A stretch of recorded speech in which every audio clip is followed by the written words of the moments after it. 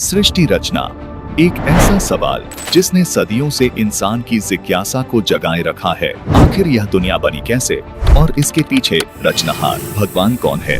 दुनिया में अनेक धर्म, अनेक पंथ और हर एक के पास सृष्टि की अपनी अलग कहानी। सृष्टि की रचना तो दुर्गा माता ने किया है, शिव ने ही सृष्टि की रचना किया है। और it is clearly mention in our holy books that कि परमात्मा परमेश्वर की शक्ति ने 6 दिन में पूरी सृष्टि रची और 7वें दिन उसने रेस्ट किया, जिससे ये सिद्ध होता है कि परमात्मा जो है वो शेपलेस है। God has no form, God is formless. लेकिन इन कहानियों में सच कौन सा है? आज हमारे इस विशेष मंच पर देश दुनिया के अलग अलग धर्मों के प्रतिनिधि मौजूद हैं। कोई कहता है सृष्टि ऐसे बनी, कोई बताता है वैसा, और दूसरी ओर संत रामपाल जी महाराज के शिष्य जो दावा करते हैं कि उनके गुरुजी द्वारा बताई गई सृष्टि रचना ही प्रामाणिक और पूर्ण सत्य है।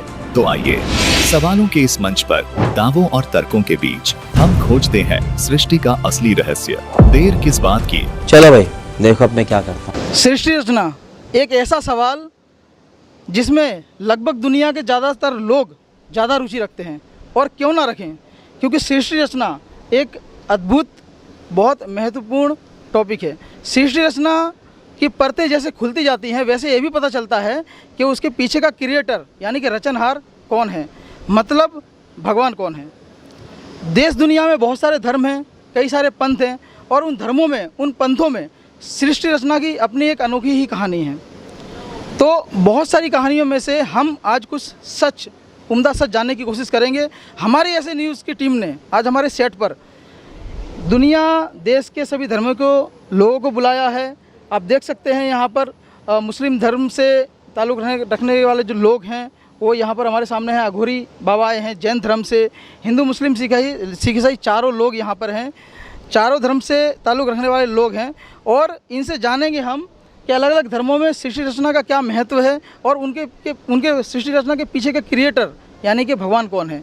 तो आइए शुरू करते हैं। एक तरफ तो चारों धर्म के लोग और जैन धर्म हैं और अन्य पंथ हैं, और दूसरी तरफ यहाँ आप देख सकते हैं कबीर पंथ से ताल्लुक़ रखने वाले संत रामपाल जी महाराज के शिष्य हैं, और इनका दावा है कि इनके गुरुजी जो सृष्टि रचना बताते हैं वही सही है, एथेंटिक है। तो आइए हम सच जानने की आज कोशिश करते हैं। आइए सबसे पहले चलते हैं बाबा जी के पास। सबसे पहले तो बाबा जी आप हमारे शो पे आए बुलावे पर, उसके लिए बहुत बहुत धन्यवाद। आप ये बताइए दर्शकों को कि आप कहाँ से आए? बम बम भोले। हम काशी से मणिकर्णिका घाट से आए। शमशान में रहने वाले अघोरी हैं हम। काल जिसके अधीन है ऐसे महाकाल के भक्त हैं हम। सर, सृष्टि रचना को लेकर दुनिया भ्रमित है, सबके पास अपनी अपनी एक नई सृष्टि रचना है। तो सर आप हमें थोड़ा प्रकाश में लाइए कि किस तरह से आप सृष्टि रचना मानते हैं, और आपके हिसाब से कौन सी सृष्टि रचना सही है? अरे बच्चा, सृष्टि तो शिव ने रची है। महाकाल जो शिव है, वो शिव से सारी सृष्टि रचना हुई है, शिव से सारी सृष्टि बनी है। कालों के काल महाकाल है वो, उन्होंने ही पूरी सृष्टि बनाई है। और क्या पूछते हो किसने बनाई होगी सृष्टि? दूसरा कौन है समर्थ शिव के अलावा? शिव ही शक्ति है, शिव ही समर्थ है, और उन्होंने ही शिव ये पूरा ब्रह्मांड बनाया है। बोलो बम बम भोले। तो अघोरी बाबा जी का कहना है कि जो सृष्टि की रचना की है वो शिव जी ने की है, महाशिव ने की है। तो आइए इसका जवाब हम जानेंगे संत रामपाल जी महाराज के शिष्यों से। नमस्ते सर। हाँ जी, सत साहिब। आपका नाम बताइए और सर आपका इंट्रोडक्शन दीजिए। दास का नाम हरिदास है। मैं जामनगर गुजरात से आया हूँ और मैं संत रामपाल जी महाराज का शिष्य हूँ जी। हमने जो अघोरी बाबा से सवाल किया कि सृष्टि की रचना के पीछे का रहस्य क्या है, किसने की है, तो उन्होंने सदा शिव को बताया है कि शंकर हैं, शिव हैं, उन्होंने रचना की है। क्या कहना चाहेंगे इसके ऊपर आप? देखिए महाराज को मैं ये कहना चाहूँगा कि इनके पास वो हमारे शास्त्रों का ज्ञान नहीं है। ये जो भक्ति करते हैं वो लोक वेद के आधार से कर रहे हैं, जैसे हमारे पूर्वज कर रहे थे, इसी आधार से कर रहे हैं। इन्होंने कभी हमारे सदग्रंथ को खोल कर नहीं देखा है, इसलिए ऐसी बात बता रहे हैं कि भगवान शंकर जो है ये सृष्टि के रचनहार हैं। ऐसा नहीं है। भगवान शंकर अगर सृष्टि के रचनहार होते, सृष्टि का रचनहार होना मतलब सबसे बड़ा परमात्मा जिसने ये सारी सृष्टि रची है। तो अगर वास्तविक में भगवान शंकर पूर्ण परमात्मा होते और सृष्टि के रचनहार होते, तो भगवान शंकर के जो हम शिव पुराण पढ़ते हैं, उस शिव पुराण के अंदर ऐसा लिखा है, एक कथा छोटी सी आपको बताऊंगा मैं, जिसमें एक भस्मागिरी नाम का एक शंकर भगवान का साधक था, जिन्होंने 12 साल तक उल्टे लटके हुए हिमालय पर्वत के ऊपर तपस्या की थी। उसमें ये भी लिखा है, माता जी ने कहा कि महाशिव आप तो देवों के देव हो, महादेव हो, आपके भगत क्या चाहते हैं उनको दे दो जो चाहिए वो। तो भगवान शंकर ने उनको बोला कि भाई 10 भस्मागिरी तेरे तपस्या से मैं प्रसन्न हुआ हूँ, मांग तू क्या चाहता है। तो उस समय उसने मांगा, भगवान मेरे को पहले वचन दे दो, उसके बाद मैं मांगूंगा, ऐसे नहीं मांगूंगा। बोले मैं वचन देता हूँ, एक आध सिद्धि मांग लेगा। भगवान शंकर ने सोचा। उसके बाद उन्होंने बोला कि भगवान हमें आपने जो एक कड़ा, भगवान शंकर ने अपने हाथ में एक भस्म कंकण पहन रखा था, उसमें एक ऐसी सिद्धि थी कि किसी के ऊपर हाथ रख के ऐसे बोल दे भस्म, तो तुरंत भस्म हो जाता था। वो भस्मागिरी को वो ज्ञान था, और भस्मागिरी ने भगवान शंकर से वचनबद्ध करा के वो भस्म कंकण मांग लिया। और मांगने के बाद भगवान शंकर के सामने पड़ा और उसको कहा कि भगवान शंकर तू होले होशियार, तेरे को मारूंगा और पार्वती को अपनी पत्नी बनाऊंगा। अगर भगवान शंकर सृष्टि रचनहार होते तो सबसे पहले उनको अंतर्यामी भी बोला जाता है। अगर अंतर्यामी भी होते और पूर्ण परमात्मा होते, जैसे परमात्मा की महिमा में हमने सुना है कि भगवान तो अंतर्यामी है, सबके अंतःकरण की बात जानने वाले हैं, तो क्या भस्मागिरी की अंतःकरण के अंदर ये वासना थी पार्वती वाली, तो वो भगवान शंकर नहीं जानते। ये पहला प्रूफ। दूसरा प्रूफ ये है कि भगवान शंकर अगर समर्थ होते, सृष्टि के रचनहार होते, तो भगवान शंकर जैसे ही भस्मागिरी ने भस्म कंकण मान लिया और मांग के भगवान शंकर के पास गया, भगवान शंकर बोले तेरे को मारूंगा और पत्नी पार्वती को पत्नी बनाऊंगा, भगवान शंकर वहाँ से तुरंत भाग लिए। तो इससे ये प्रमाणित होता है कि भगवान शंकर सृष्टि के रचनहार नहीं होते। तीसरा प्रमाण ये देता हूँ, जैसे हम सभी सुनते हैं भगवान शंकर सदा के लिए ध्यान मग्न होते हैं, किसी का भजन करते हैं, भक्ति करते हैं, है ना। तो अगर वास्तविक में वही परमात्मा होते, पूर्ण परमात्मा सृष्टि रचनहार होते, तो वो किसी का ध्यान उनको कतई नहीं करना पड़ा। इससे प्रूफ होता है कि भगवान शंकर वो अविनाशी परमात्मा नहीं है और ये सृष्टि रचनहार नहीं है जी। सर वैसे तो शिव जी के बारे में कहा जाता है कि भस्मासुर के साथ उन्होंने एक लीला की थी। ठीक है, आपने जो बताया वो भी सत्य लिखा ही हुआ है। जैसे कि संत रामपाल जी महाराज के शिष्य ने बताया हमें कि भस्मासुर और शिव जी की जो कहानी है और वो सत्य है, लिखी हुई है, इन्होंने जो बताया। सर अब इसके ऊपर क्या कहना चाहेंगे आप? अलख निरंजन गुरुजी, ये क्या बोल रहे हैं? भस्मागिरी ने शंकर भगवान को भस्म करने को निकाला? अरे भस्मागिरी में इतनी ताकत का शंकर भगवान मृत्युंजय है, महाकालज्य है, महाकाल है, कालों के काल है, उन्हें कोई नहीं मार सकता। हालाहाल विष पिया है उन्होंने, और उन्हें कौन मार सकता? भस्मागिरी में इतनी ताकत है कि उन्हें मार सके? शंकर भगवान ही सृष्टि के रचनहार है और उन्हें कोई नहीं मार सकता। वो मृत्युंजय है, महाकालज्य है। सर इस सृष्टि रचना के बारे में आप क्या कहना चाहेंगे? देखो, ये जो बोल रहे हैं इनको खुद ज्ञान नहीं है कि सृष्टि किसने रची थी। अब ये बताओ, हम तो पंडित जी हैं, पूजा पाठ होती है तो सब हमको बुलाते, नहीं तो इन अघोरियों को नहीं बुला लिया जाए कि आ जाओ हमारी पूजा कर जाओ। ये बोले जबकि सृष्टि हरि ने रची थी, नारायण हरि ने। जय श्री राम, जय श्री राम। अरे शिव ही शक्ति है, शिव ही विष्णु की पूजा करते हैं, विष्णु शिव की पूजा करते, दोनों एक ही है, भिन्न कोई नहीं है। महाकाल शिव के भक्त और भक्त के शिव के भक्त हैं हम, महाकाल के भक्त हैं, जिनके आगे किसी की नहीं चलती, काल की भी नहीं चलती, ऐसे शिव के भक्त हैं हम। और उसे आप मृत्युंजय मानने से इनकार कर रहे हो, ये गलत बात है।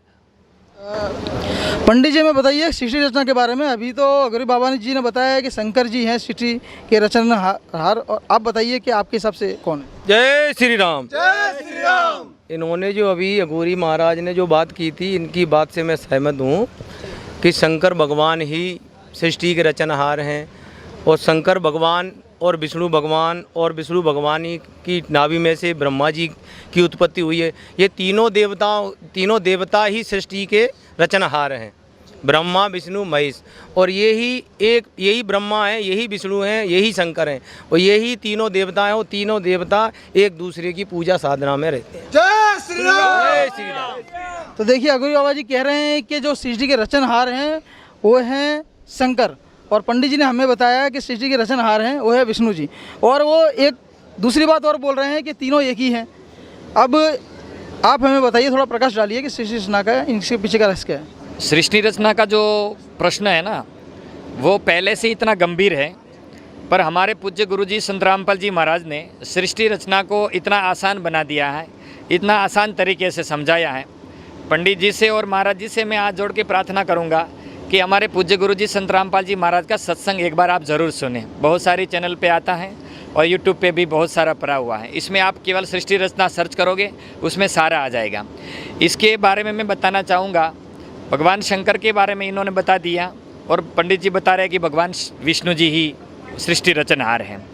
अब एक मौखिक बात मैं बताऊँगा, देवी भागवत महापुराण के अंदर एक प्रकरण आता है।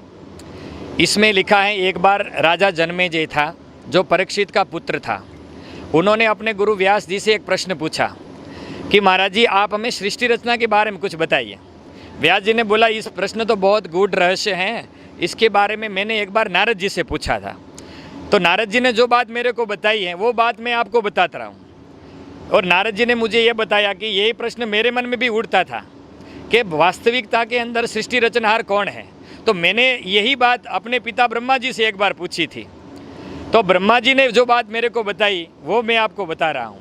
ब्रह्मा जी ने यही बताया कि बेटा तेरे मन में जो प्रश्न उठ रहा है वही प्रश्न मेरे अंदर भी उठ रहा था कि वास्तविकता के अंदर ये सृष्टि रचना किसने किया है।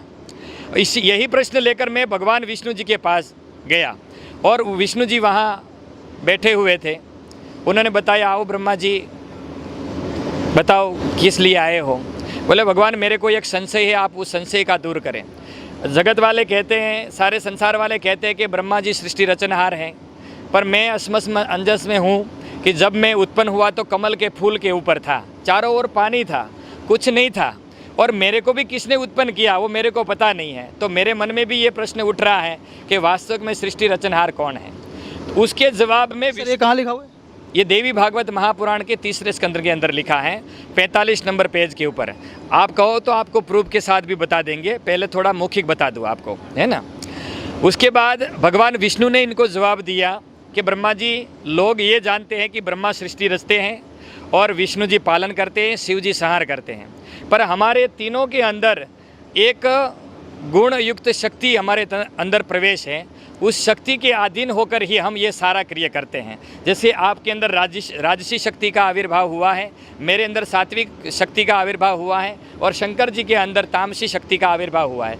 हमारे नॉलेज के अंदर शक्ति के वियोग के अंदर हम कुछ भी नहीं कर सकते, हम असमर्थ है, बिल्कुल असमर्थ है ना। इसका प्रूफ बताना चाहूँगा मैं आपको।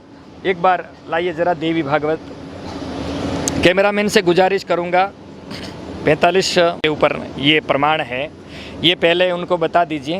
देवी भागवत महापुराण, ये सचित्र मोटा टाइप, केवल हिंदी, गीता प्रेस गोरखपुर में प्रकाशित हैं। और इसके 45 पेज के ऊपर ये जो विष्णु जी ने जो बातें बताई हैं, ये बात मैं आपके सामने रख रहा हूँ छोटा सा।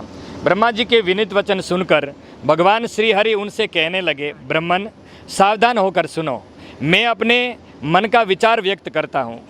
देवता, दानव और मानव सब यही जानते हैं कि तुम सृष्टि करते हो, मैं पालन करता हूँ और शंकर संहार किया करते हैं। किंतु फिर भी वेद के पारगामी पुरुष अपनी युक्ति से यह सिद्ध करते हैं कि रचने वाला और संहार करने की यह योग्यता जो हमें मिली है उसकी अधिष्ठता शक्ति देवी है। ये विष्णु जी का कथन है। आगे सुनिए, वे कहते हैं कि संसार की सृष्टि करने के लिए तुमसे राजसी शक्ति का संसार हुआ है, मुझसे सात्विक शक्ति मिली है और रुद्र में तामसी शक्ति का आविर्भाव हुआ है, यानी जन्म हुआ है। उस शक्ति के अभाव में तुम इस संसार की सृष्टि नहीं कर सकते और मैं पालन करने में असमर्थ हो सकता और रुद्र से संहार कार्य होना संभव नहीं है। ब्रह्मा जी, हम सभी उस शक्ति के सहारे ही अपने कार्य में सदा सफल होते हैं। आगे लिखा है, यह निश्चित बात है कि उस शक्ति के अधीन होकर ही मैं प्रलय काल में इस शेषनाग की सैया पर सोता हूँ और सृष्टि करने का जब अवसर आता ही जग जाता हूँ। मैं सदा तप करने में लगा रहता हूँ, उस शक्ति के शासन से कभी मुक्त नहीं रह सकता। आगे लिखा है, मुझे सब प्रकार से शक्ति के अधीन होकर रहना पड़ता है। उन्हीं भगवती शक्ति का मैं निरंतर ध्यान किया करता हूँ। ब्रह्मा जी, मेरी जानकारी में इन भगवती शक्ति से बढ़कर दूसरे कोई देवता नहीं है। इससे ये प्रूफ होता है कि भाई विष्णु जी जो है ये सृष्टि के रचनहार नहीं है, वो सदा के लिए माता जी का ध्यान करते हैं, माता जी की पूजा करते हैं। इसलिए ये जो पंडित जी ने बात बताई है वो बिल्कुल सरासर गलत है। इसलिए इनसे प्रार्थना करूंगा कि हमारे पूज्य गुरु जी संत रामपाल जी महाराज ने जो ज्ञान बताया एक बार जरूर देखें। जैसे कि अघोरी बाबा ने बताया कि सृष्टि के जो रचनहार हैं वो सदाशिव हैं, शंकर हैं, और पंडित जी कह रहे हैं कि विष्णु जी हैं। वहीं पर उस सवाल को काउंटर करते हुए संत रामपाल जी महाराज के शिष्य ने बहुत ही अच्छे तरीके से प्रमाण सहित बताया है कि वो दोनों जो कह रहे हैं उस बात को खारिज किया है। दोस्तों, जब भी कोई धर्मगुरु जनता को राह बताता है तो जनता उनसे बहुत उम्मीद करती है कि अब हमें कोई मोक्ष का मार्ग मिलेगा। सृष्टि रचना में इतनी भ्रमित है दुनिया कि इसकी परत हटाने के लिए हम जो और भी यहाँ पर सेट पर लोग आए हैं उनसे बातचीत करेंगे और सृष्टि रचना की तह तक जाएंगे। नमस्ते सर। नमस्ते। तो सर, हमें ये जानना है कि आप मुस्लिम धर्म से बिलोंग करते हैं और मुस्लिम धर्म बहुत पाक धर्म है, हम उसकी बहुत इज्जत करते हैं। सर, हमें बताइए कि जो कायनात की रचना है वो किसने की है? पूरे कायनात की रचना अल्लाह ने की है। हमारी पाक किताब जो कुरान शरीफ है उसमें भी बताया गया है कि 6 दिन में पूरी कायनात का सृजन हुआ है। अल्लाह बेचून है, इसमें बहुत कुछ बताया गया है जी। अल्लाह बेचून है ऐसा कुरान सिद्ध करती है। हाँ, सही बात है। जैसे कि हमने बात की मुस्लिम भाई से, और उनका जो धर्म है इतना पाक है, वो बताते हैं कि अल्लाह बेचून है और पूरी कायनात की जो रचना है वो अल्लाह ने की है। अब यहाँ पर जो क्रिश्चियन धर्म से हमारे साथ एक भाई जुड़े हुए हैं, तो इनसे हम जानने की कोशिश करेंगे सृष्टि रचना के बारे में। नमस्ते सर। नमस्कार। आप कौन सी जगह से आए हैं सर? कौन सी जगह से आए हैं आप? मैं जामनगर से आया हूँ। सर, हमें ये बताइए कि क्रिश्चियन जो है, क्रिश्चियनिटी में सबसे ज़्यादा पॉपुलेशन है और उसमें जो सृष्टि रचना का बाइबल में प्रमाण मिलता है वो वर्ल्ड वाइड सबसे ज़्यादा फेमस है। तो इसके ऊपर से थोड़ा प्रकाश डालिए कि सृष्टि रचना कितनी ऑथेंटिक है बाइबल की।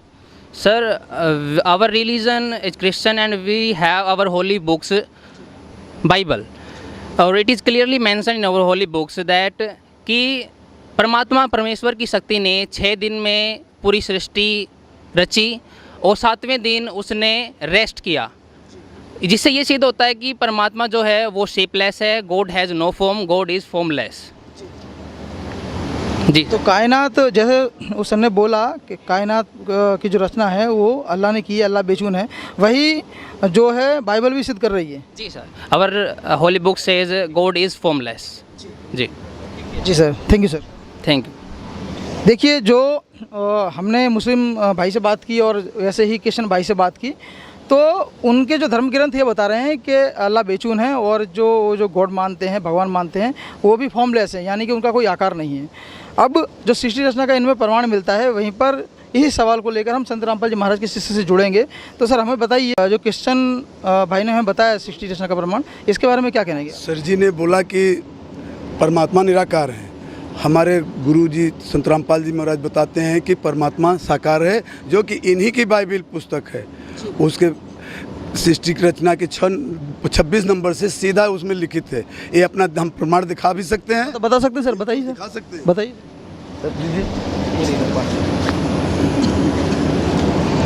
कैमरामैन से गुजारिश करूंगा थोड़ा जूम कीजिए इस पर। सर, ये आपकी पुस्तक है ना? पवित्र बाइबल जी। पवित्र बाइबल। इस पुस्तक में देखिए सर, उत्पत्ति 1 के 26 से स्टार्टिंग परमेश्वर ने कहा, हम मनुष्य को अपने स्वरूप के अनुसार अपनी समानता में बनाएं और वे समुद्र की मछलियों और आकाश के पक्षियों और घरेलू पशुओं और सारी पृथ्वी पर और सब रेंगने वाले जंतुओं पर जो पृथ्वी पर मनुष्य को अपने स्वरूप जो पृथ्वी पर रेंगते हैं अधिकार रखें।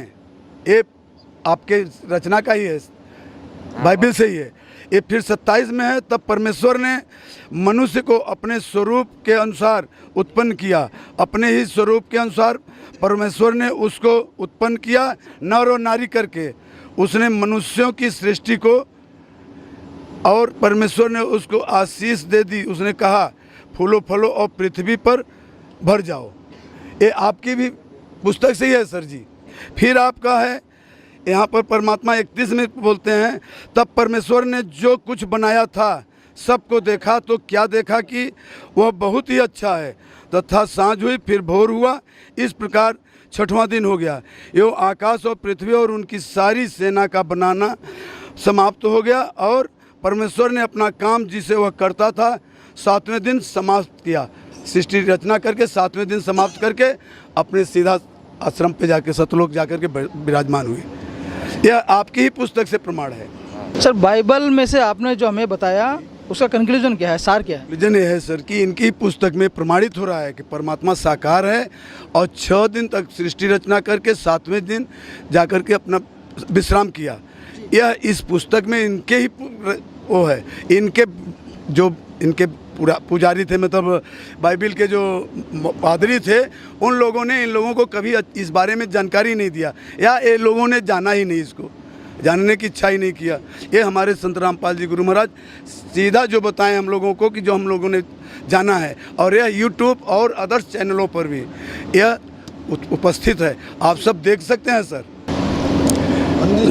रामपाल जी गुरु भगवान की जय हो। सर जी यही बात हमारे भाई आपको मुस्लिम पुस्तक कुरान शरीफ से दिखलाएंगे कि यही चीज़ सेम चीज़ है, इसमें कोई परिवर्तन नहीं है। हमारे भाई वहाँ पर हैं जी, बिल्कुल देखेंगे सर, बताइए सर। साहब सर जैसा कि हमारे मुस्लिम भाई ने एक क्वेश्चन पूछा है कि उनके पवित्र कुरान शरीफ के अंदर अल्लाह बेचून है।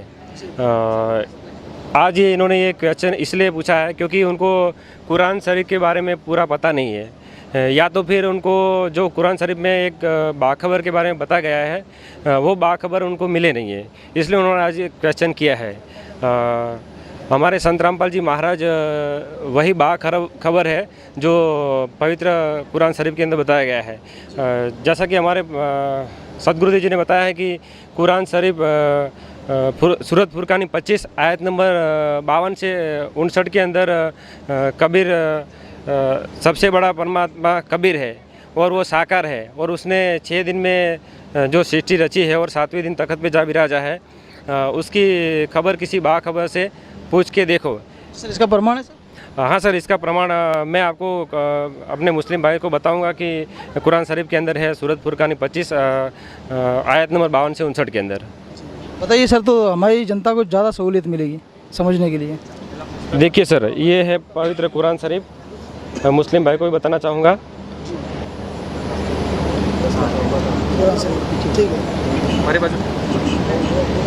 देखिए सर, ये सूरत फुरकानी 25 ये इसकी आयत है।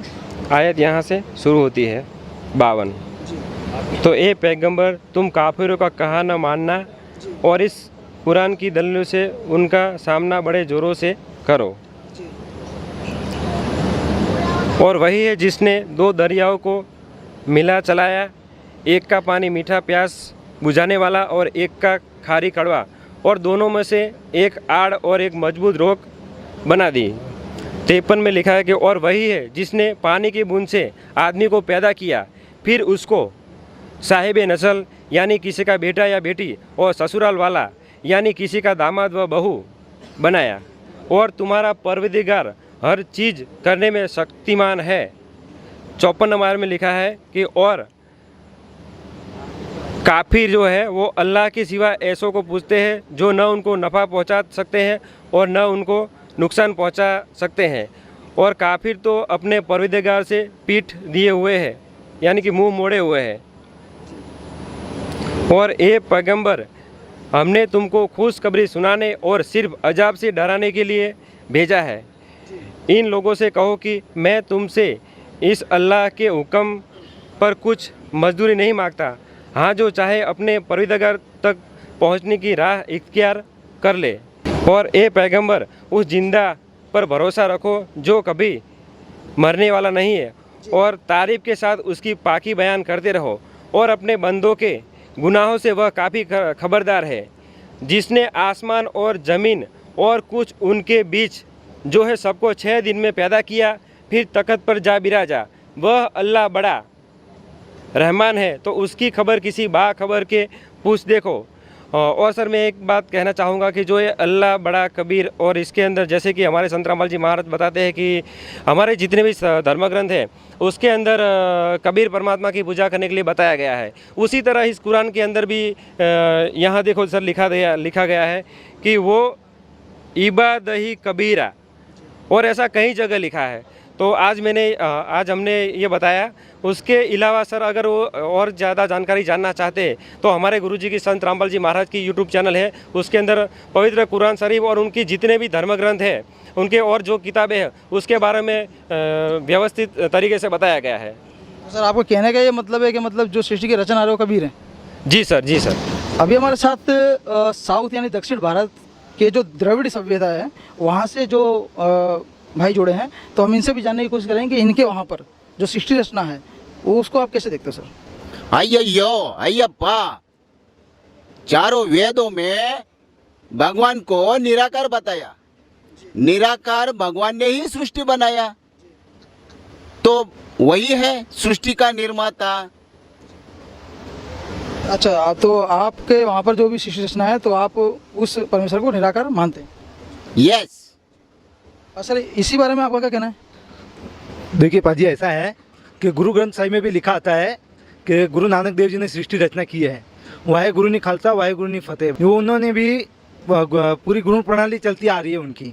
गुरु गोविंद सिंह जी ने भी लिखा है उसमें, आप भी उसको पढ़ के देख सकते हैं जी, कि सृष्टि रचना गुरु नानक देव जी ने की थी। वाहे गुरु नी खालसा वाहे गुरु नी फतेह। वाहे गुरु। जैसे कि हमने अभी बातचीत की सिख धर्म के भाई से, तो उन्होंने बताया कि गुरु नानक जी ने रचना की है सृष्टि की, ऐसा बता रहे हैं। सर क्या कहना चाहेंगे आप? जी सत साहिब सर जी, मैं भाई को बताना चाहूँगा कि गुरु नानक देव जी ने पवित्र जो सिख धर्म के पवित्र ग्रंथ है गुरु ग्रंथ साहिब, उसमें लिखा हुआ है हक्का कबीर करीम तू बेअब परवरदिगार। इसका मतलब ये है कि कबीर नामक जो परमात्मा है उन्होंने सृष्टि की रचना की है और वही परमात्मा है, ना कि गुरु नानक साहिब। सर इस बारे में आपको कहना चाहेंगे?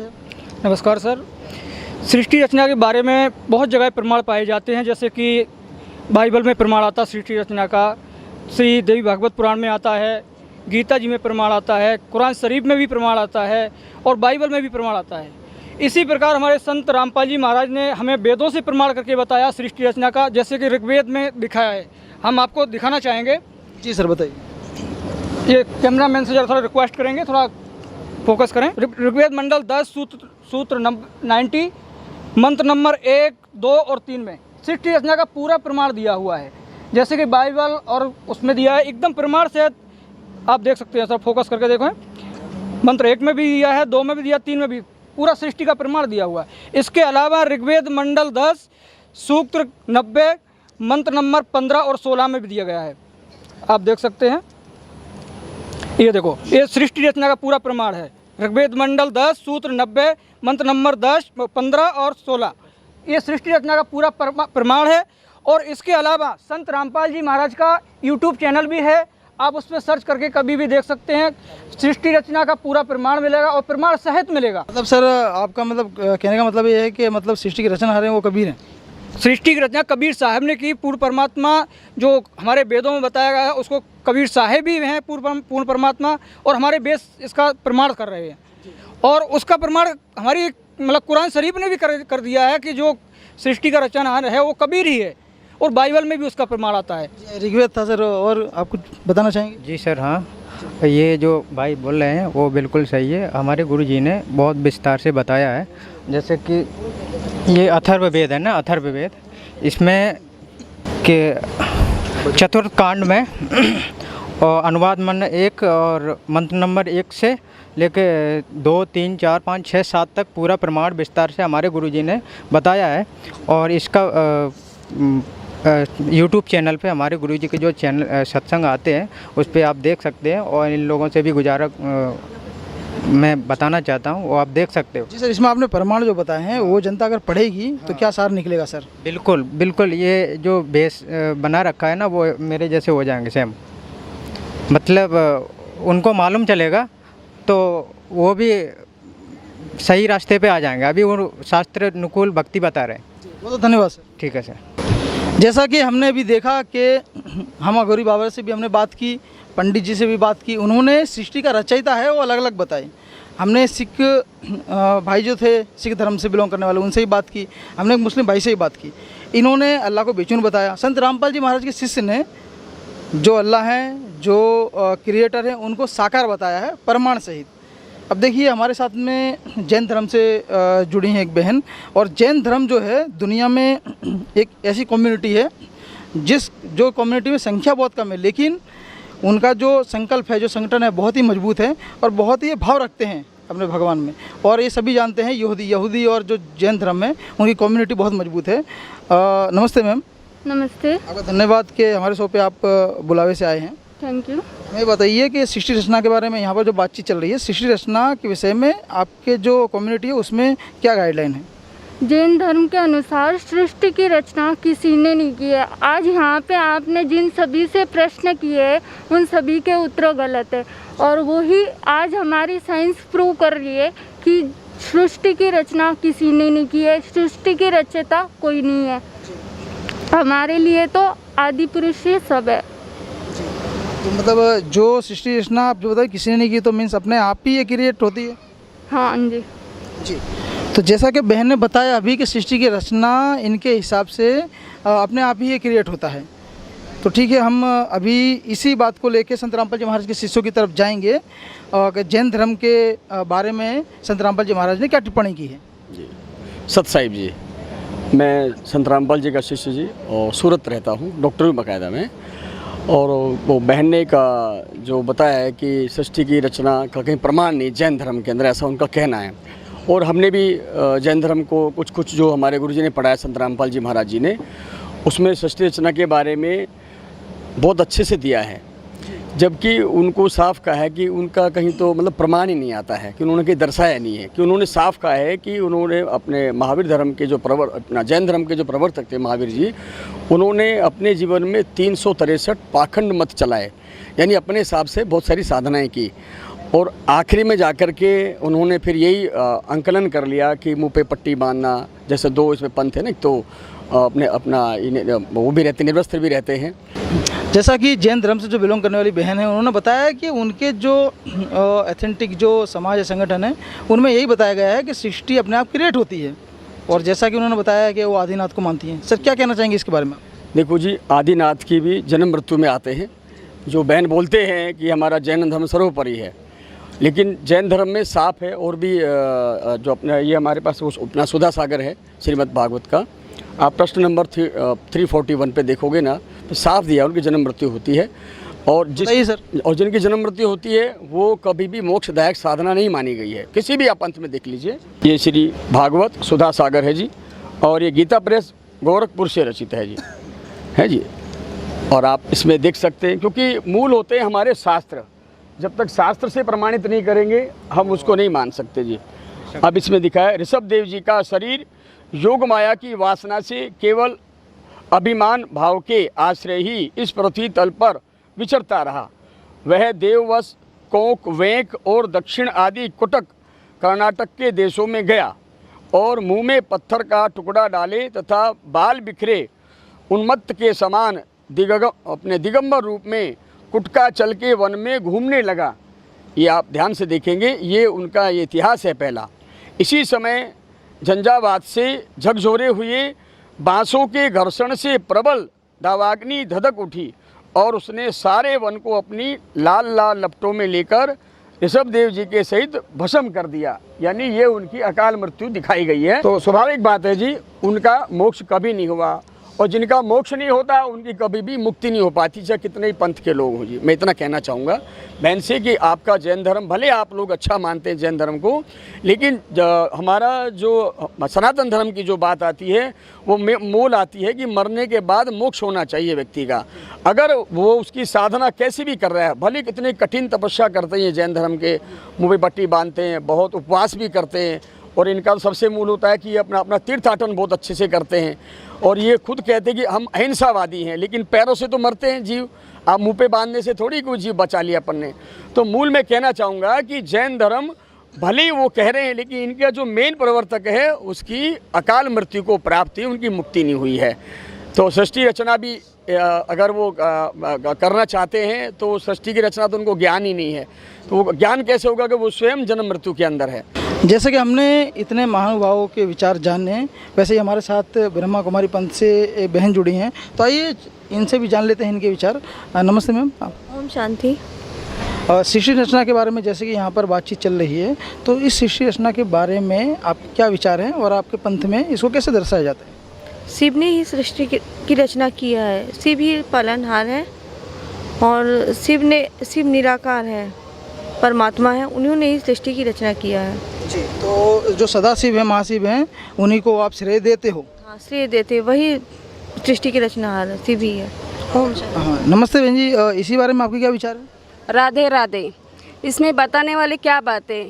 सृष्टि की रचना तो दुर्गा माता ने किया है, वही अष्टांगी माता है, वही जननी है, ब्रह्मा विष्णु महेश की वो माता है, तो सृष्टि की रचना तो दुर्गा माता ने किया है जी। आपके विचार रखने के लिए धन्यवाद जी। मित्रों, जैसा कि हमने सबसे बातचीत की और आपने सबके विचार सुने, अभी तक ये तय नहीं हो पा रहा है डिबेट में, ये चर्चा में, कि सृष्टि की रचना आखिरकार कैसे हुई है।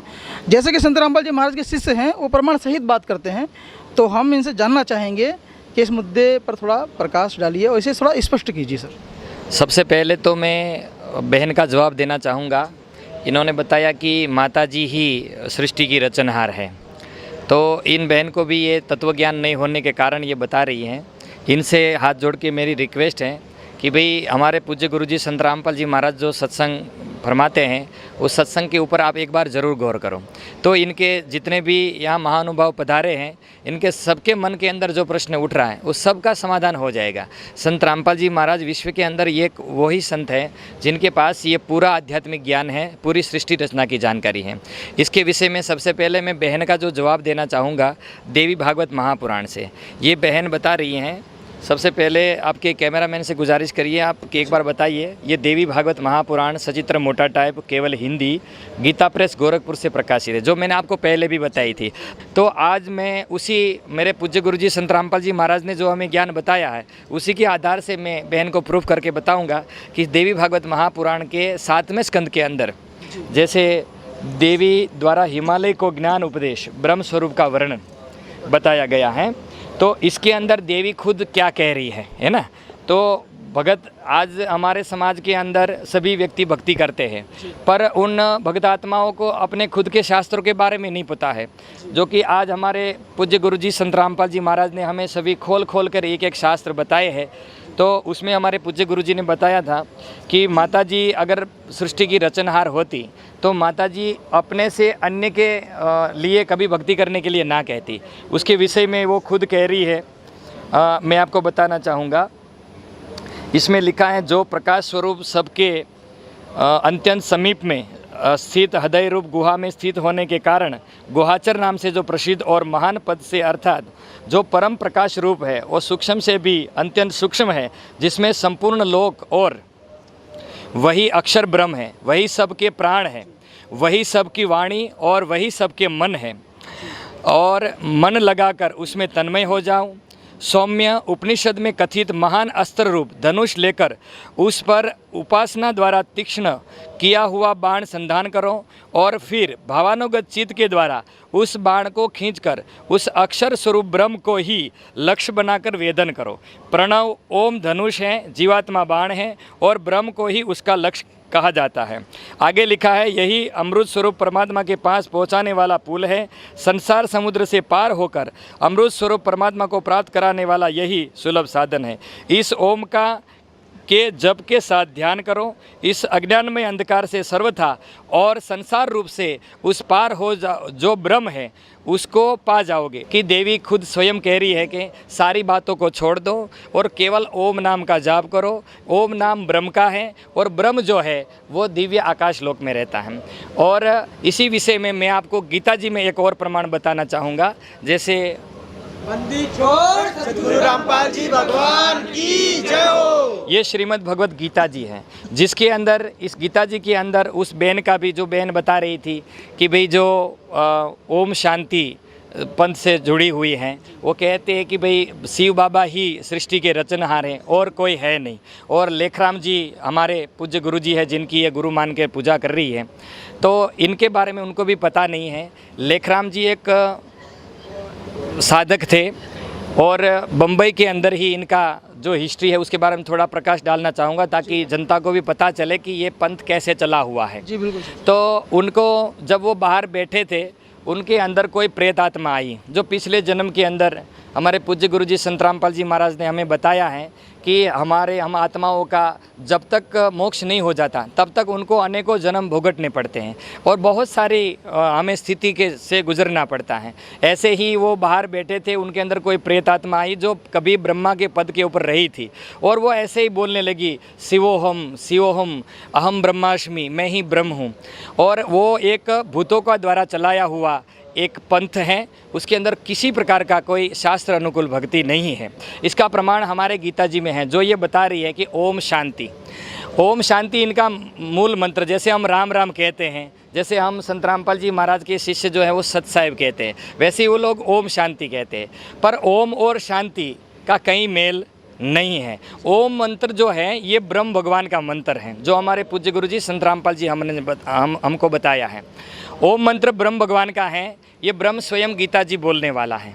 सबसे पहले तो वो आपको बताऊंगा कि ओम मंत्र ये ब्रह्म का है। गीता जी के अंदर 8वें अध्याय के 13वें श्लोक में ये लिखा है कि ओम इति एकाक्षर ब्रह्म विहारण माम अनुशमरण य प्रजाति तजत देहम स याति परमाम गतिम। कि मुझ ब्रह्म का केवल एक ओम मंत्र है, इसके अलावा और कोई साधक नहीं है। मैं ब्रह्म हूँ और मेरे पूजने का मंत्र केवल ओम है।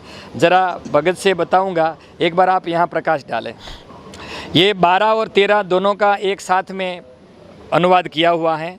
सब इंद्रियों को द्वारों को रोक कर तथा मन को आदेश में स्थित करके उस जीते हुए मन द्वारा प्राण को मस्तक में स्थापित करके परमात्मा संबंधी योग धारणा में स्थित होकर जो पुरुष केवल ओम इस एक अक्षर रूप ब्रह्म को उच्चारण करता हुआ और उसके अर्थ स्वरूप मनुष्य निर्गुण ब्रह्म का चिंतन करता हुआ शरीर को त्याग करता है, वो पुरुष परमात्मा को प्राप्त कर जाता है। इससे सिद्ध होता है कि ओम मंत्र है वो ब्रह्म का है और ब्रह्म इसी के अंदर 8वें अध्याय के 16वें श्लोक में बता रहा है कि ब्रह्मलोक, ओम नाम का जाप करने से हम ब्रह्मलोक में जाते हैं और ब्रह्मलोक में जाने से वहाँ से भी हमारा जन्म मृत्यु फिर से होता है, क्योंकि ब्रह्मलोक में जाने से हमारी मुक्ति नहीं होती है। इसलिए गीता अध्याय ज्ञानदाता ने 4थे अध्याय के 5वें श्लोक में और 4थे अध्याय के 9वें श्लोक में अपनी स्थिति के बारे में बताया है।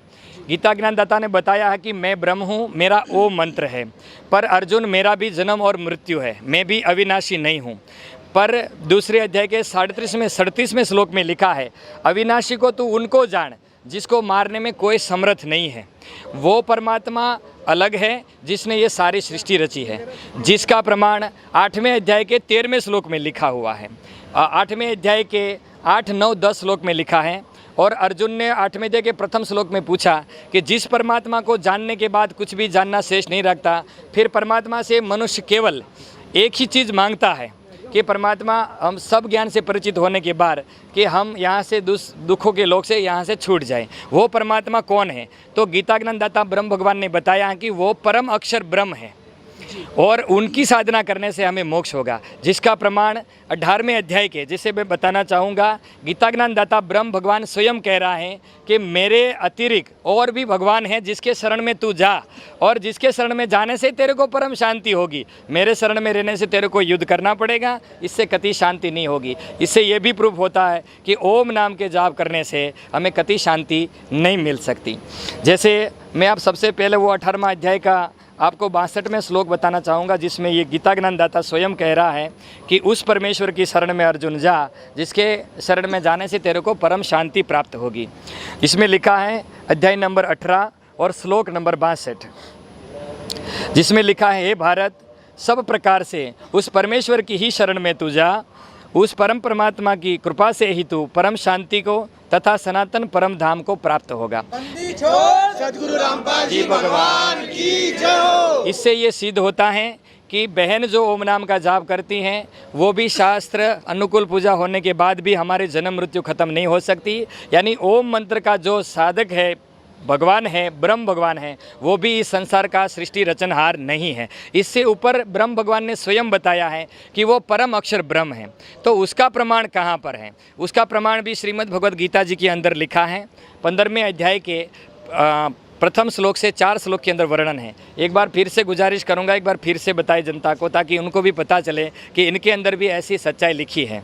जैसे 15वें अध्याय के 4थे श्लोक में ये गीता ज्ञानदाता भगवान स्वयं कहता है कि हे अर्जुन, तो जब ये सारा ज्ञान आपको तत्व ज्ञान मिल जाए, जैसे पहले मंत्र में कहा है कि संसार उल्टा लटका हुआ वृक्ष है, उसमें मूल परमात्मा है और गुण रूपी शाखा है। जो संत इसके एक विभाग बता देगा स वेदविद। जैसे ये 15वां अध्याय हो गया, ये प्रथम श्लोक हो गया, जिसमें लिखा है आदि पुरुष परमेश्वर मूल वाले और ब्रह्मा रूप शाखा वाले जिस संसार रूपी पीपल वृक्ष को अविनाशी कहते हैं, वेद जिसके पत्ते कहे गए हैं, उस संसार रूपी वृक्ष को जो पुरुष मूल सहित तत्व से जानता है वह वेद के तात्पर्य को जानने वाला है। प्रथम श्लोक में गीता ज्ञानदाता स्वयं ये कहता है कि इस संसार की सृष्टि रचना जिसने भी किया है उसके बारे में एक तत्वदर्शी संत बताएगा।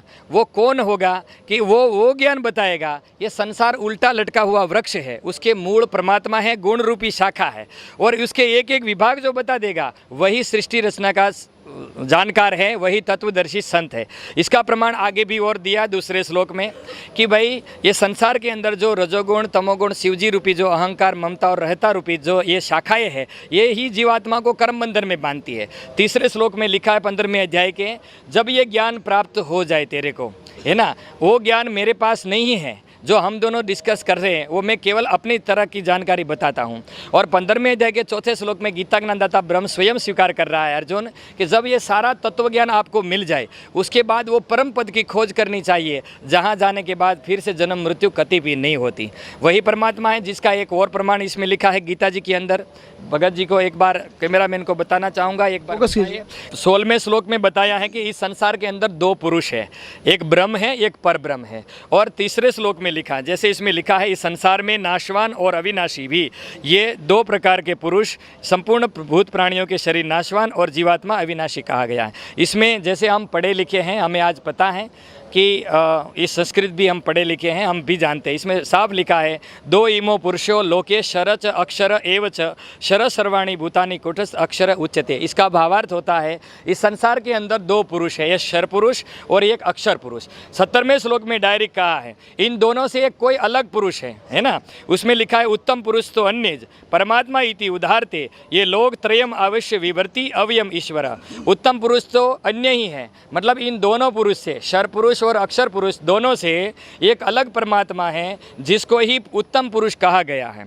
इसमें लिखा है सबका धारण पोषण करता है, अविनाशी परमेश्वर परमात्मा, इस प्रकार उसको कहा गया है। उसी एक ही परमात्मा को पूर्ण परमात्मा कहा गया है। इसके अलावा कोई भी इस संसार के अंदर परमात्मा का बिरुद नहीं प्राप्त कर सकता, इसलिए वो पूर्ण परमात्मा जो है, इसमें गीता जी में वो भी लिखा है और वेदों में भी इसका प्रमाण। जैसे ये गीता जी हैं वो चारों वेदों का सार है, वो सबको पता है। इसी गीता जी के 15वें अध्याय के प्रथम श्लोक से लेकर 4 श्लोक का पूर्ण वर्णन कर रखा है एक सामान्य अपनी लोकल लैंग्वेज के अंदर। इसमें परमात्मा कबीर जी ने बताया है कि कबीर अक्षर पुरुष एक पेड़ है, निरंजन वा की डार और तीनों देवा शाखा है, पात रूप संसार, है ना। तो जो संसार रूपी वृक्ष की जो मूल होती है, वो थर्ड जो होती है वो अक्षर पुरुष है। इसमें निकली हुई एक डाल जो है वो अक्षर पुरुष है। इसमें से निकली हुई शाखा जो है वो ब्रह्मा जी, विष्णु जी, शिव जी है, रजो तीनों गुण हैं। और हम सब जो संसार जो पूरा है ये पर्ण रूप में दिखाया गया है। तो परमात्मा कबीर जी ने ये सारी सृष्टि रचना का ज्ञान हमें आज से 600 साल पूरे परमात्मा ने बताया है। और और यही प्रमाण मैं आपको कबीर सागर के अंदर भी दिखाना चाहूँगा, जैसे जनता को ये भी पता चले कि आज तक हमें सृष्टि रचना के बारे में कोई विस्तार पूर्वक नहीं बता पाया है, जो केवल संत रामपाल जी महाराज ने हमें ये प्रूव करके बताया है कि सृष्टि रचनहार कबीर परमात्मा है, इसके अलावा कोई भी क्रिएटर नहीं है। जैसे ये कबीर सागर आप देखो एक बार। तो सर अभी तक हमने जो चर्चा की है, जैसे कि मुस्लिम धर्म है, ईसाई धर्म है, उसमें उन्होंने बताया कि अल्लाह बेचून है, उसका भी प्रमाण आपके भाइयों ने हमें बताया, और अन्य धर्मों के लोगों से हमने बात की है, तो उनका कोई ऐसा ऑथेंटिक प्रूफ नहीं है। तो इससे आप कंक्लूजन करोगे, मतलब साबित करोगे कि जो सृष्टि रचना है वो कबीर भगवान ने ही की है, ऐसा? हाँ, जैसे आज जो भी हमारे महात्माओं ने जो प्रश्न किए हैं उनके सारे जवाब हमने अब तक हमारे भाइयों ने और हमने कोशिश किया है कि वो सारे जवाब संत रामपाल जी महाराज के ज्ञान के आधार से हमने प्रूफ करके आपको दिखाया है। और कोई शंका रहनी नहीं चाहिए, जब तक सामने प्रूफ नहीं होगा तब तक जनता को स्वीकार कैसे होगा कि भाई इस संसार की सृष्टि रचना किसने की है ना। तो इसलिए हमें प्रूफ दिखाना पड़ता है और कोई नहीं। अधिक जानकारी अगर विस्तार पूर्वक ये लोग जानना चाहें तो संत रामपाल जी महाराज यूट्यूब चैनल के ऊपर जाकर सृष्टि रचना प्रकरण के बारे में पूरा विस्तार पूर्वक परमात्मा ने बताया, वो भी जान सकते हैं। थोड़ा सा एक और प्रूफ। जी सर बताइए, बिल्कुल बताइए। जो कबीर साहब ने आज तो 600 साल पहले ये प्रूफ में हमें बताया है, ठीक है जी। इसका एक बोध सागर खंड है, जिसे ये कबीर सागर संपूर्ण 11 भाग खेमराज श्री कृष्णदार प्रकाशन बम्बई से ये प्रकाशित हैं। और इसके पृष्ठ नंबर 21 के ऊपर ये ज्ञान बोध सागर है, ज्ञान बोध सागर, जिसके पृष्ठ नंबर 29 के ऊपर लिखा है जैसे 600 साल पहले परमात्मा कबीर जी आए थे, वो हमारे परमपिता परमेश्वर हैं, इन्होंने ये तत्व ज्ञान हमें दिया था, ये सृष्टि कैसे रची गई है सारा ज्ञान बताया था अपनी लोकल लैंग्वेज में। वो अपने शिष्य धर्मदास को पूरा लिखवा कर गए हैं। जो ग्रंथ आज हमारे पास है वो धर्मदास जी ने अपने हस्तलिखित लिखी हुई ये वाणी है, अमर वाणी है परमात्मा की। और इसको 5 सूक्ष्म वेद भी कहा जाता है। हमारे 4 वेद के बारे में तो हमें पता है, पर ये सृष्टि रचना का जो प्रकरण है ये मास्टर की है। जब तक आपको सृष्टि रचना का ज्ञान नहीं होगा तब तक आप कोई भी सदग्रंथ को समझ नहीं पाएंगे। जैसे हमारे हिंदू धर्म के 4 वेद है, श्रीमद् भगवद गीता है, ये मुसलमान धर्म की पवित्र पुस्तक कुरान शरीफ है, और ईसाई धर्म की पवित्र पुस्तक बाइबल है, और सिख धर्म की पवित्र पुस्तक जो है गुरु ग्रंथ साहिब है। उनको अगर समझना है तो कबीर परमात्मा ने 600 साल पहले जो सृष्टि रचना की मास्टर की हमें दी थी उसके ऊपर हमें प्रकाश पाड़ना पड़ेगा, तब जाके हमको सारे सदग्रंथ समझ में आएंगे। तो परमात्मा कबीर साहिब ने आज से 600 साल पहले हमें क्या बताया है इसके बारे में वाणी थोड़ा सा आपको बताते हैं। परमात्मा ने बताया है, धर्मदास को संबोधित करते हुए उनको बताया, धर्मदास आज मैं आपको वो ज्ञान देने जा रहा हूँ जो ज्ञान आज तक इस सृष्टि के अंदर नहीं है। जैसे बताया कबीर साहिब ने, धर्मदास ये जग बोराना कोई न जाने पद निर्वाणा, यही कारण में कथा पसारा जग से कहियो एक राम नियारा, यही ज्ञान जग जीव सुनाओ सब जीवों का भरम नशाओ, अब मैं तुमसे कहूँ चिताई ये त्रिदेवन की उत्पत्ति बाई। आज तक हमें ये बताया गया है कि कोई कहता है ब्रह्मा जी सृष्टि रचनहार हैं, कोई कहता है विष्णु जी सृष्टि रचनहार है, कोई कहता है शिव जी सृष्टि रचनहार, कोई कहता है माता जी सृष्टि रचनहार है। पंथों वाले कोई कहते हैं कि कोई ब्रह्म नामी कोई शक्ति है वो सृष्टि रचनहार हैं, तो कोई कहता है कि भाई इस संसार की कोई सृष्टि की ही नहीं है, केवल संसार ये स्त्री पुरुषों के संयोग से ही उत्पन्न होता है। पर ऐसा नहीं है। परमात्मा ने 600 साल पूरे ये हमें वाणी बताई है कि देख लो, अब मैं आपको धर्मदास वो ज्ञान बताने जा रहा हूँ कि ये सृष्टि कैसे रची गई थी। इसके बारे में परमात्मा ने बताया था कि यही ज्ञान जग जव सुना, जो ज्ञान मैं आपको बता रहा हूँ वो जगत को सुनाओ आप, जिससे उनका भ्रम दूर हो जाए कि ये सृष्टि रचनहार कौन है, सब जीवों का भ्रम नशाओ, अब मैं तुमसे कहूँ चिताई त्रिदेवन की उत्पत्ति। भाई ये तीनों देवता की उत्पत्ति कैसे हुई थी इसके बारे में लिखा है। राम राम सब जगत बखाने पर आदि राम कोई बिरला ही जाने। राम राम तो सब जगत कहते हैं, पर वो आदि राम जिसने सब सृष्टि रचना की है वो कौन बता रहा है ना।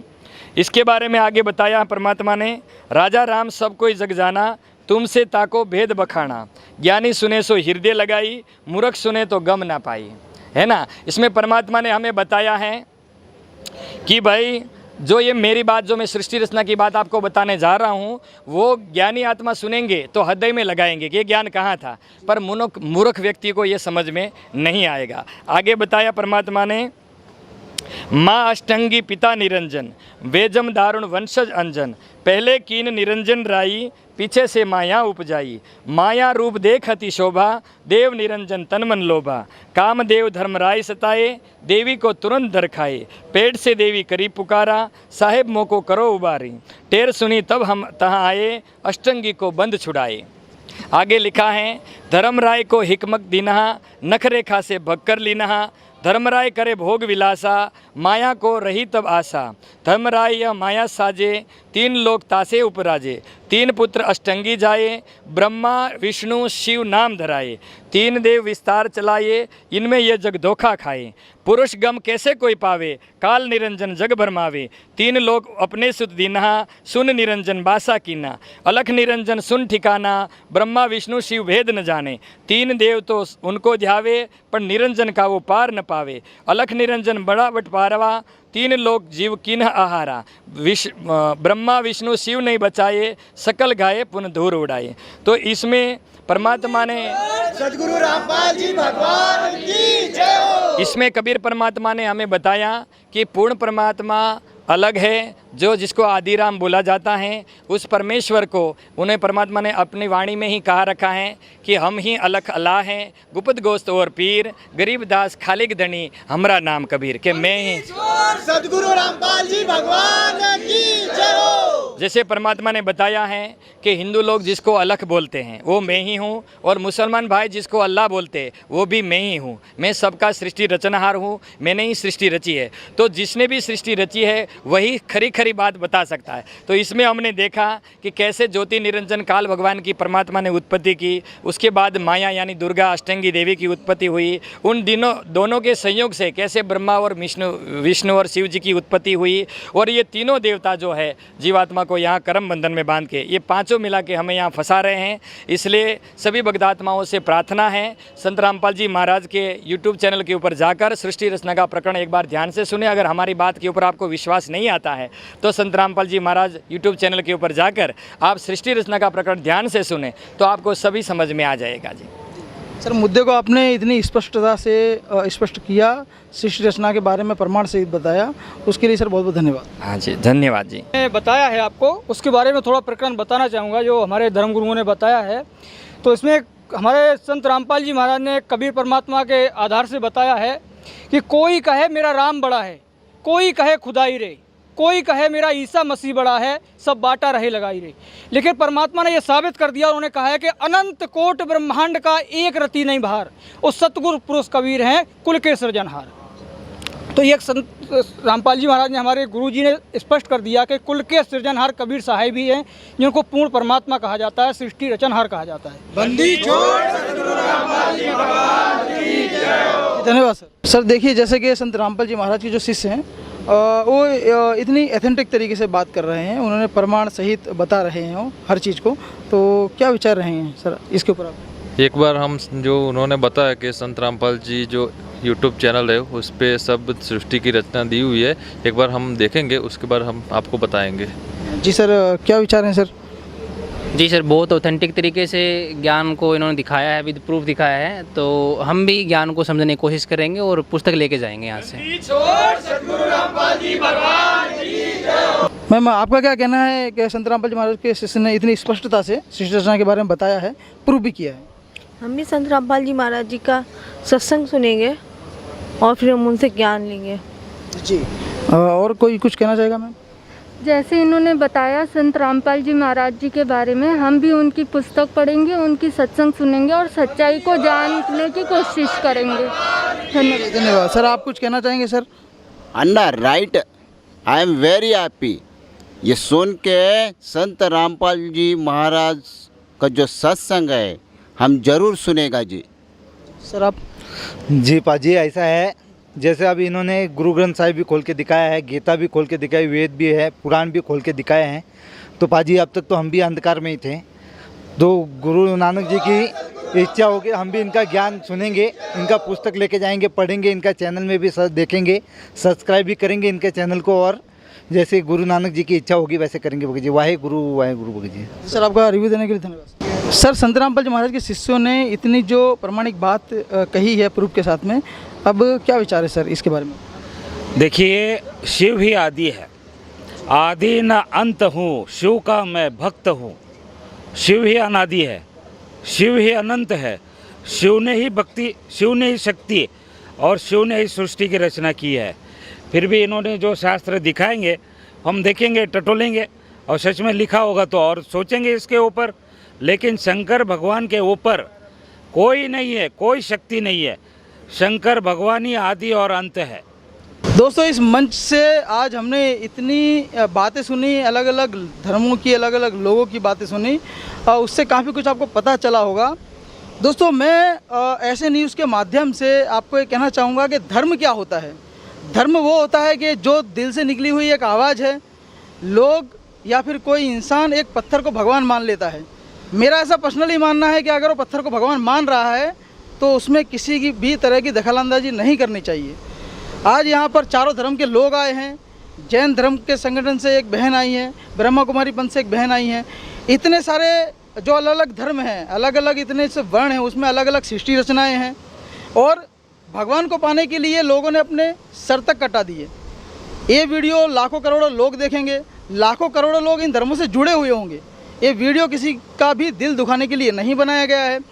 लेकिन दोस्तों, आज आपने देखा कि सब लोगों ने अपनी अपनी सृष्टि रचनाएँ बताई, अपने अपने धर्मों के बारे में बात की और वहीं पर दूसरी तरफ संत रामपाल जी महाराज के शिष्यों ने जो भी प्रमाण बताए, देवी भागवत पुराण में, अथर्ववेद में, ऋग्वेद में, गीता में और कबीर सागर में, तो दोस्तों उससे बहुत सीधे सीधे पता चलता है कि उनके जो प्रमाण हैं काफ़ी ऑथेंटिक हैं। लेकिन फिर भी ऐसे न्यूज़ की तरफ से मैं पर्सनली आपसे कहना चाहूँगा कि किसी भी प्रमाण में विश्वास आप बाद में कीजिए, पहले आप खुद प्रमाणों को तराशिए। आज आप पढ़े लिखे हैं, समाज पूरा पढ़ा लिखा है, हर चीज़ को बहुत गहराई से जांचना जानता है। आप सदग्रंथों को टटोलिए और सच तक पहुँचिए। उम्मीद है कि ये वीडियो आपके लिए बहुत ही यूज़फुल रहा होगा और ऐसे ही यूज़फुल वीडियो हम लाते रहते हैं। मैं किशोर, ऐसी न्यूज़ की तरफ से सतलोक आश्रम सोजत, राजस्थान।